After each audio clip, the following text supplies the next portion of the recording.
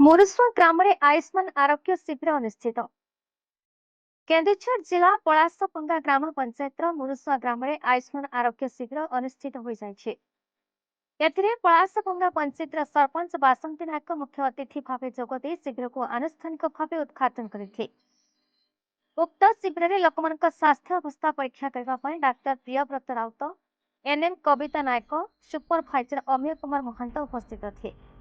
ପଳାଶପଙ୍ଗା ପଞ୍ଚାୟତର ହୁଙ୍ଗଳା, ଜାମୁଡିହା, ବାଙ୍କାମରଣା, ମଙ୍ଗଳାପଶି, ମୁରୁସୁଆ, ସରାସକୁଳା, ଖପରାଖାଇ, ନୂଆଗାଁ ଏବଂ ଆଖପାଖ ଅଞ୍ଚଳର ହଳଦୀଗୁଣା, ବଣୁଆ, ବାଲୁସୁଆ, ପାଟୁଙ୍ଗ ଆଦି ଗ୍ରାମର ଲୋକମାନେ ଆସି ନିଜର ସ୍ୱାସ୍ଥ୍ୟ ପରୀକ୍ଷା କରିଥିଲେ।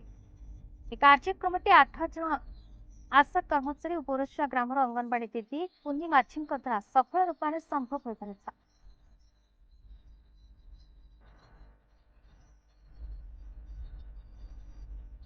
କେନ୍ଦୁଝର ଝୁମ୍ପଡ଼ାରୁ ଭାବଗ୍ରାହୀ ମହନ୍ତଙ୍କ ରିପୋର୍ଟ, ବିକି ନ୍ୟୁଜ୍ ଓଡ଼ିଶା।